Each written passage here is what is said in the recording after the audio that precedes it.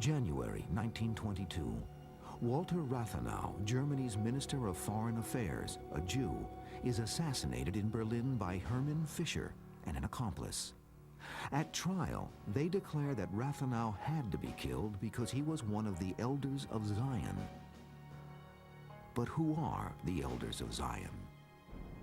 According to this book, the Elders of Zion are an elite group of Jewish leaders whose sole purpose is to take over the world by controlling the hearts, minds, and money of the Gentile world.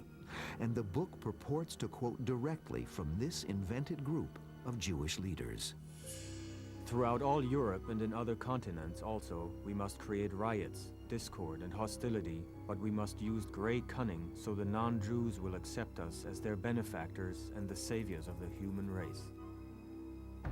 These words are quoted from a mysterious little book that first starts circulating underground in Russia around 1897. It is titled The Protocols of the Learned Elders of Zion.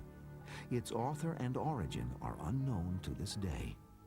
The Protocols, as the book is commonly called, contains the minutes of a clandestine meeting held by a group of Jewish leaders, the so-called Learned Elders of Zion. Through the minutes, readers learn that the elders' sole purpose is to infiltrate every corner of society with the ultimate aim of world conquest. The Protocols of the Elders of Zion purport to be the verbatim, word-for-word record of 24 speeches that were delivered by the so-called chief sage of Zion to a secret meeting that took place in Switzerland in 1897. They describe a very terrifying conspiracy to take over the world, to destroy particularly Christian nations, and to build upon the ruins a Jewish empire ruled by a Jewish despot. From the moment of its publication, the protocols spread like an incurable virus across the European continent. Germany's Minister of Foreign Affairs, Walter Rathenau, is only one of millions of victims to come, real victims of a deadly deception. Because everything about the Protocols of the Learned Elders of Zion is a hoax. The book is a fake. There is no such group as the Elders of Zion. The meeting never happened. The minutes are all made up. And yet this book was used and is still used as a justification for hate. And it is part of a web of lies that grew over centuries and starts, many believe, with the books of the New Testament.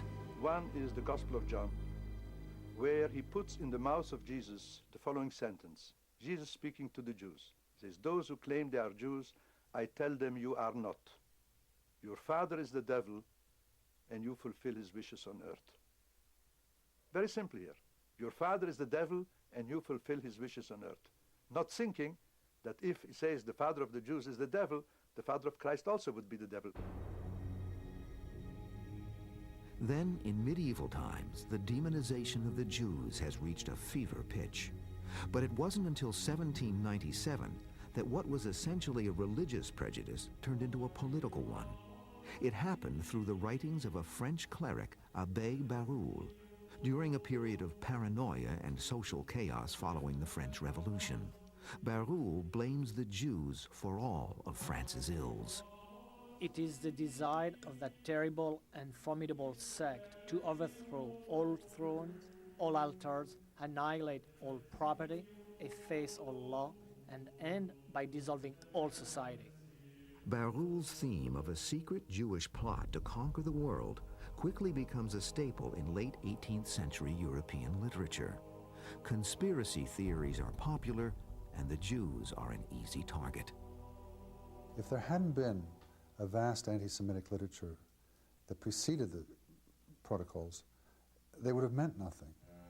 But because the European population had been prepared for this by decades of talk about a Jewish conspiracy to take over the world, then the Protocols fit into that, made sense, and were scary.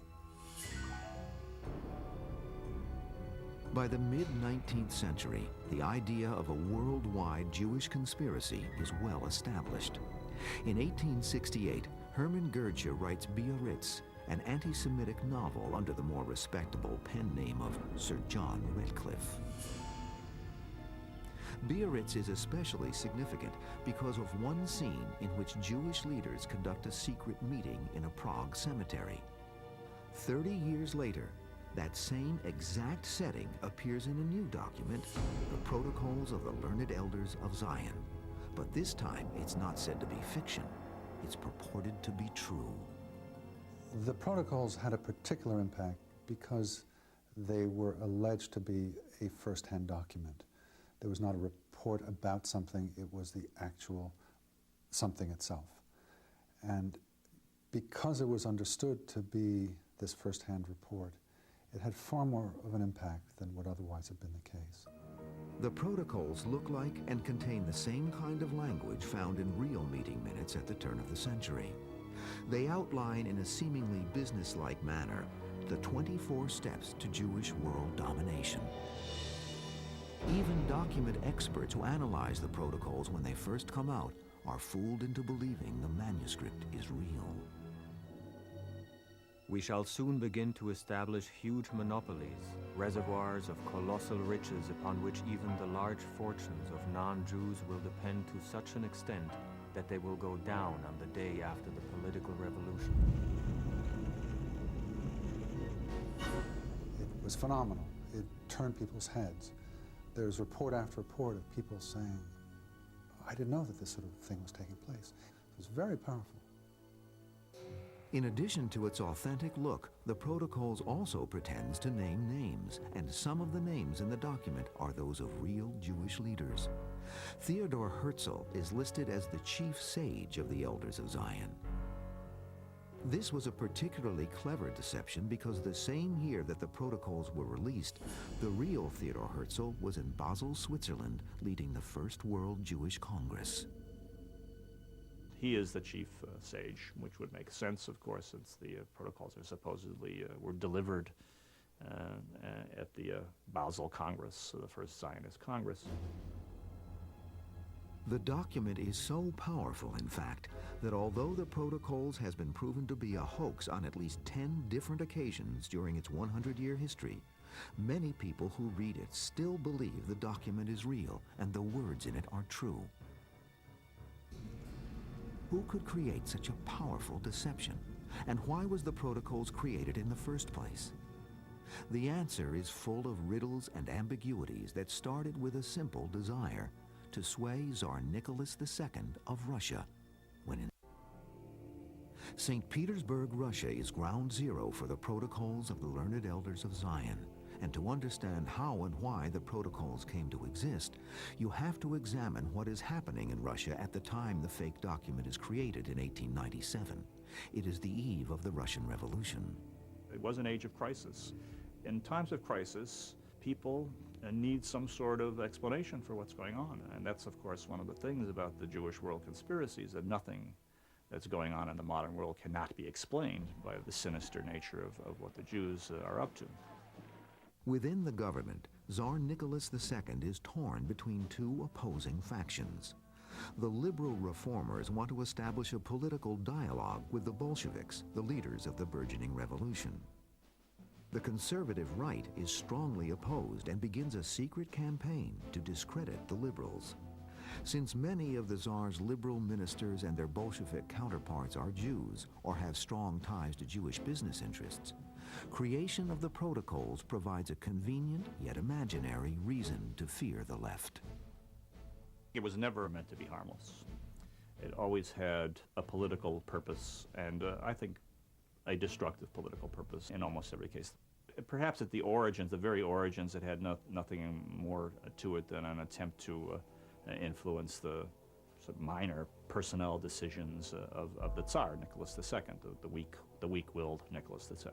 Some have theorized that it was trying to put some spine into him, that he should come down hard on his enemies like the Elders of Zion would if they were in his place. No one knows for certain, but the circumstantial evidence strongly suggests that the Protocols of the Learned Elders of Zion is created by the Okhrana, the Russian secret police. A right-wing faction controls the Okhrana, a group that has the will and the means to create a persuasive forgery. The person overseeing it for the Russian Okhrana commission other such works to discredit political enemies or political threats. That person is Pyotr Ivanovich Rakovsky, who directs the Okhrana foreign offices. He is a master forger who equips his agents with false documents so they can infiltrate subversive organizations and destroy them from within. And most compelling of all, Rakovsky has a history of blaming Jews for everything. In 1892, 5 years before the release of the Protocols, Rakovsky uses the pen name Jean Préval and publishes Anarchie et Nihilisme, a small pamphlet outlining the very same ideas that will appear in the Protocols 5 years later. In 1897, it seems, he improves on the original by removing the author's name altogether and making his work look exactly like a real document. It is then disseminated to a number of key conservative organizations. There's a very great allure that the secret document has. If you're in Washington and you want to get the news out, you do a lot better by leaking a secret document than by making your views just directly available. Everybody's interested in a secret. And when it is such a tremendous secret, a secret about plans to take over the world, well, it's irresistible. The Protocols spread slowly but surely in conservative circles. Then, in 1903, there is an explosion. The version of the Protocols purportedly authored by Rakovsky is released publicly, published in a St. Petersburg newspaper. The editor is Pavlachi Khrushchevan, an ardent fascist and anti-Semite, whose editorials have just sparked a riot in the Russian city of Kishinev. 45 Jews are killed, and more than 1,300 Jewish homes and shops are destroyed. As soon as Khrushchevan receives the fraudulent Protocols of the learned elders of Zion, he publishes it as fact. The evil genie is now out of the bottle. We will undermine the sources of production by instilling in the workmen ideas of anarchy and encouraging them in the use of alcohol, at the same time taking measures to drive all the intellectual forces of the Gentiles from the land. They were a confession that did not intend to be a confession. It was what the Jews never would have said in public, but among their own kind, they could make these claims. As a result, it had enormous persuasive effect if you were once willing to grant the fact that this far-fetched forgery was real. Khrushchevan also publishes cheap editions of the Protocols in pamphlet form for mass distribution and joins with other militant anti-Semites to form the Union of Russian People, also known as the Black Hundreds. They begin to commit acts of terror and assassination against Jewish liberals and radicals. By scapegoating the Jews, Khrushchevan achieves power and fame, and this does not go unnoticed by others seeking the same. And one of these men has the ear of the Tsar. Sergei Nilis is a third-string advisor in the court of Nicholas and Alexandra. He is welcomed at court because he is a celebrity, a Christian mystic who has written The Great in the Small, a best-selling autobiography about his transformation from middle-class atheist to an enlightened spokesman for God. In the first years of the 20th century, many mystics are regular visitors to the court of the Romanovs, but they are all mere shadows compared to the overbearing presence of Rasputin, Tsarina Alexandra's personal spiritual advisor and confidant. Sergei Nilis is desperate to make a name for himself and presents the Protocols to the Tsar as a true and authentic document. The Protocols make a very deep impression on the Tsar. What depth of thought, what foresight! Our year 1905 has gone as though managed by the elders. There can be no doubt as to their authenticity. In 1905, a version of the Protocols is published with the imprint of the Imperial Palace. The Orthodox Church in Moscow orders the Protocols included in a sermon. On October 16, 1905, parishioners in 368 churches throughout the city of Moscow hear the Protocols recited by their priests. The fact that you have the Protocols read in all kinds of Orthodox churches in Russia by their priests, they are integrating now the protocols of the Elders of Zion like if it would be any other text written in antiquity, like the book of Revelation. Now we are in another time of crisis like that, and here is a document which has the validity, which proves what we have been saying over 1800 years, that the Jews are Antichrist people, the armies of Antichrist. 3 weeks after the sermons begin, on November 8th, 1905, more than 1,000 Jews are massacred in the Russian city of Odessa. It is a harbinger of atrocities to come.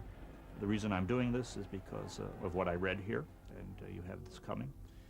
That is to say, people intelligent enough to read books and sometimes to write books, I think they find the protocols useful and informative and authentic. As Russia moves ever closer to revolution in the decade before World War I, the political right has finally succeeded in its original intent. The Protocols of the Learned Elders of Zion has demonized the left. It is now politically correct to hate Jews and to denounce socialists and communists as puppets of the worldwide Jewish conspiracy. It's not surprising that the empirical evidence, that is the Jewish-sounding names among the Bolshevik leadership, and there were many, Trotsky being the most famous of them, was proof that this was a Jewish conspiracy. And that is, incidentally, what made the protocols believable, I think, right up and through the Holocaust, and maybe beyond the Holocaust. That is to say, the association, the popular association of Jews with the left, and particularly with communism. It was somehow comforting for non-Jews, I guess, to think that this odious worldview, this godless and dangerous and aggressive ideology, was not Christian. The Protocols is so entrenched that when Tsar Nicholas receives the results of an official government inquiry revealing that the Protocols is a hoax, no one seems to care. Tsar Nicholas writes, "Drop the Protocols. One cannot defend a pure cause by dirty methods." But the damage has already been done. When the Russian government is overthrown by Bolshevik revolutionaries in 1917, the invented prophecy in the Protocols seems to come true. Then, on July 16, 1918, the Tsar and his entire family are executed by Bolshevik revolutionaries. And what the royal family leaves behind gives the anti-Semites even more justification for their growing reign of terror when In Search of History continues.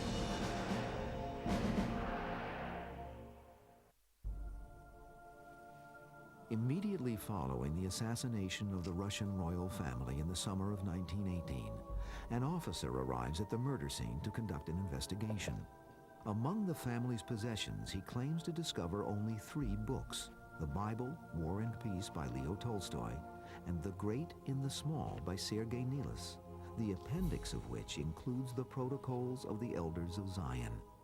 And this connection between the Protocols and the execution of the Romanovs spreads like wildfire among the Tsar's surviving right-wing loyalists. When the Protocols of the Elders of Zion come up at the passage from Tsarist to Bolshevik Russia, and all kinds of Tsarist and right-wingers are fleeing the country, and where do they go? They try to go in Europe, Germany, France, to these places, and it would not be astonishing that some carry in their luggage not only some souvenirs of their household, but also carry with them a Russian version of the Protocols of the Elders of Zion, which for them is like now a new gospel. Among the legions of royalists fleeing into Europe is Fyodor Winberg. And if the Protocols is a disease, Winberg is Typhoid Mary. In 1920, Winberg settles in Berlin and turns the Protocols over to Gottfried zur Beek, who publishes the first editions of the Protocols of the Learned Elders of Zion in German. It is an immediate bestseller and is reprinted 5 times within the first 2 years. And this is an age of crisis. The end of World War I, massive bloodshed, the dynasties disappearing, forms of government changing, borders changing, manners, morals. All of these things were very upsetting to a lot of people. After the Bolshevik Revolution of 1917, the anti-Bolsheviks tended to look at the Bolsheviks as Jews, and that gave great credibility to the Protocols. when they were noted a few years later. Aha, this terrible revolution has been fomented by Jews as a step towards implementing their control of the world. And Germans, still reeling from the effects of World War I, are easily swayed by the fallacious argument that if the Jews could do it to Russia, they would do it to Germany next. The Germans were also a particularly easy target because they already had a long tradition of anti-Semitic literature, conditioning readers to regard Jews as a threat to civilization. Perhaps the most virulent example is the 1878 edition of Deutsche Schriften, or German Writings, by Paul Bottcher. Bottcher blames the Jews for all the modern ills afflicting Germany. The only solution, he tellingly suggests, must be the extermination of the Jews. And so it is easy for the spreading virus of the Protocols of the Elders of Zion to infect a weakened host. And once the disease of Jewish hatred consumes Germany, it grows stronger and spreads throughout Europe. On May 8, 1920, large excerpts from the Protocols are published in a Times of London editorial. The editorial asks rhetorically, what are these protocols? Are they authentic? If so, what malevolent assembly concocted these plans and gloated over their exposition? Have we, by straining every fiber of our national body, escaped a Pax Germanica only to fall into a Pax Judaica? And that editorial had great importance. It legitimated the protocols. It meant these were not just the ravings of some protest movements in Germany, but that the august Times of London said, there's truth to this. Shortly after their publication in London, Winston Churchill, Britain's young war minister, tells the Illustrated Sunday Herald, "From the days of Spartacus to those of Karl Marx, this worldwide conspiracy for the overthrow of civilization and for the reconstitution of society has been steadily growing." Less than a week after their appearance in England, the Protocols of the Elders of Zion begins to reach the American masses too, and all because of the single-minded anti-Semitic fervor of one of America's greatest heroes, Henry Ford. Between May and October of 1920, Ford writes a weekly article about the Protocols in his newspaper, the Dearborn Independent. But he doesn't stop there. Henry Ford distributes those articles to his automobile showrooms across the country for the benefit of prospective car buyers. In November of the same year, Henry Ford publishes the Protocols and his own anti-Semitic diatribe in a 4-volume bound set entitled The International Jew, the World's Foremost Problem. 500,000 copies are distributed in the United States, and Ford underwrites the publication of European editions in 16 languages. Asked by the New York World in 1921 why he was publishing the Protocols, Henry Ford said, "The only statement I care to make about the protocols is that they fit in with what is going on. They have fitted the world situation up to this time. They fit it now." He found an answer to many of the questions he had. Given his means and given his prestige, he was in a position to endorse it and make it available to a lot of people who otherwise wouldn't have seen it. This gave it a legitimacy in American life in the 1920s. It's not what Ford had to say, basically, but who he was that is really irrelevant here. This is a hugely successful, much admired man. And one did not have to read the Protocols of the Elders of Zion to say, well, if Henry Ford is backing it this way and losing money in the process, lost several $1 million publishing this his 4-volume book, there must be something to it. Henry Ford's campaign on behalf of the Protocols is a flop in the United States. Americans by and large just do not buy the theory that there is a Jewish world conspiracy. But Ford's vitriol in the International Jew is reaching millions of people in Europe, and rising young politicians are beginning to respond to the lies put forth in the Protocols. In particular, a young man with lofty political ambitions is fascinated with Ford's insistence that the Jewish conspiracy is real. His name is Adolf Hitler. Hitler is said to have had a picture of the heroic Heinrich Ford in his bedroom. The millionaire, the self-made man. By 1921, the Protocols have been around for nearly a quarter of a century. What started as a hoax perpetrated by one political faction for a very limited purpose is now accepted as fact on 2 continents. Enter Philip Graves, an enterprising young reporter for the Times of London. Graves is not the first to challenge the authenticity of the Protocols of the Elders of Zion, but he is the first to prove that it is a fake by finding the original source from which it was plagiarized. Graves finds a satirical French play that contains the exact language word for word found in the Protocols. But the play was written 3 decades before the Protocols and has nothing to do with Jews. The exposure of the Protocols as a hoax had great importance. It didn't eliminate the Protocols by any means as a factor, but it moved them out of respectable political society. If you believed in the Protocols, it meant you were at the extremes of the political spectrum. You were a protest movement that would not accept the norms of civilized politics.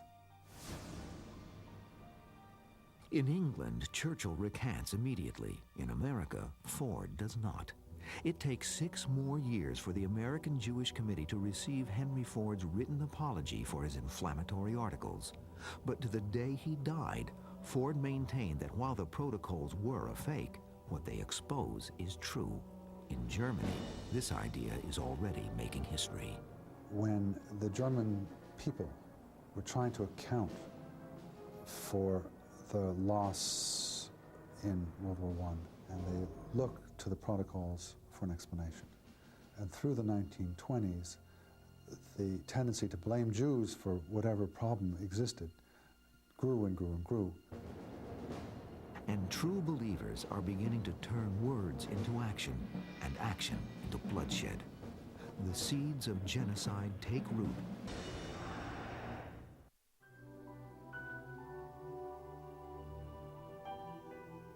Thanks to Philip Graves, a reporter at the Times of London, the Protocols is totally discredited by 1921. But shortly after, Walter Rathenau, Germany's Minister for Foreign Affairs, is gunned down outside his home in Berlin. The motive for the killing is directly linked to the Protocol's true believers. The presiding judge at the trial of one of Rathenau's assassins tells the convicted murderer, "Behind the murders is the chief culprit. Irresponsible, fanatical anti-Semitism lifts its face with all the means of slander, of which that vulgar libel, the Protocols of the Elders of Zion, is an example. May the sacrificial death of Rathenau serve to purify the infected air of Germany and lead Germany towards its cure." Germans of conscience hail the judge's ruling as the death knell of the Protocols, but it is not to be. The infection is unstoppable, and little more than 10 years later, Adolf Hitler, the man who idolized Henry Ford, is named the Chancellor of Germany on January 30th, 1933. His Nazi party moves from the fringe of German politics to the center of power. And at the very core of their philosophy is the firm conviction that a conspiracy of Jews is undermining the governments of the world. Hitler heard about it quite early in Mein Kampf. He specifically mentions the Protocols. He says that, of course, the Jews deny it, but that's even more proof that it's true, because, of course, they want to conceal this evidence of their sins from the rest of the world. In Mein Kampf, Hitler declares, "If the Jew, with the help of his Marxist catechism, triumphs over the people of this world, his crown will be the dance of death for mankind." The Nazi Party embraces the Protocols as scripture. Like Roosevelt's chicken in every pot, Hitler puts a copy of the Protocols in virtually every house in Germany. Only the Bible rivals it in popularity. Now, why did it succeed in Germany? Very simply, because the Germans are readers. They are literate people. And therefore, when it was translated into German and financed by Ford, in Germany, they sold 10 million copies in a few years. It became obligatory reading in the Hitlerjugend movement. They were educated on it. 2 months after Hitler takes control, the anti-Jewish rhetoric of the Nazi Party becomes the law of Germany.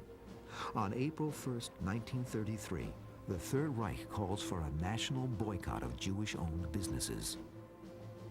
In September of 1935, the Nuremberg laws are enacted. These strip Jews of their citizenship and give authorities the power to arrest them and ship them out of their communities.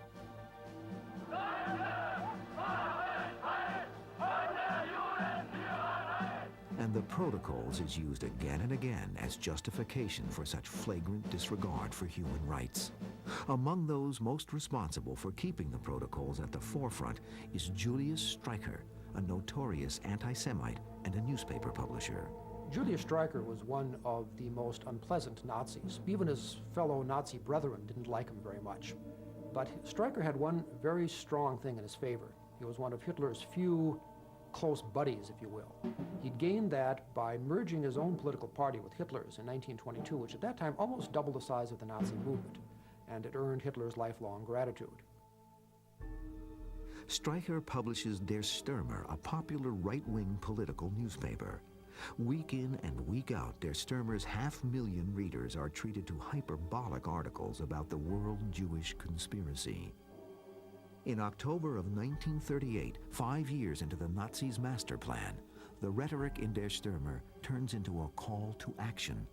The Jews, Streicher writes, are bacteria, vermin, and pests that cannot be tolerated. For reasons of cleanliness and hygiene, we must make them harmless by killing them off. I'd say that the Protocols had a very major impact in moving anti-Semitism from a protest movement to a movement of power. I would not say it was the only factor or that it wouldn't have happened without it, but it was certainly a significant element. The Nazi propaganda machine under Joseph Goebbels keeps up a steady drumbeat of anti-Jewish hatred. Perhaps the most notorious example of anti-Semitic propaganda is a 1940 film entitled The Eternal Jew. At its core, this film tells the story found within the Protocols of the Learned Elders of Zion. It's a pseudo-documentary showing the Jews engaged in all kinds of evil things. They never directly mention the Protocols, but the line that Hitler takes in that film is very much influenced by the Protocols. For example, it shows the Jews engaged in a sinister campaign to take over the world. They're compared to rats who spread around the world from their origins in Asia.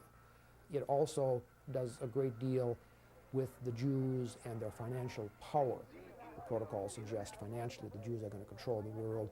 The film, The Eternal Jew, spends a great deal of time doing exactly that.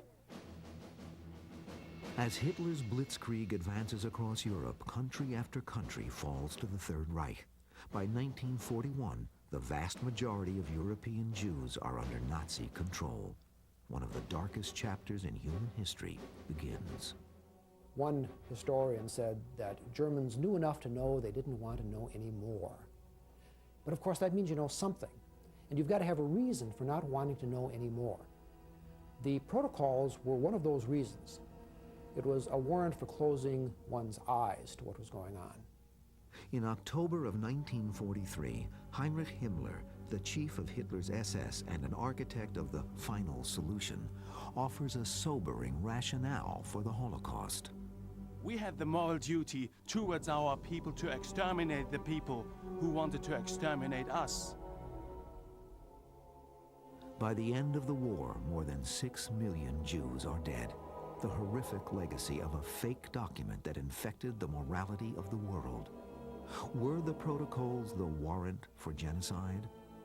I think the term warrant for genocide is an accurate one. It was the building block upon which the Nazis extended so much of their ideology. Now, mind you, the Nazis themselves didn't use the Protocols originally. They had there was so much else in the literature.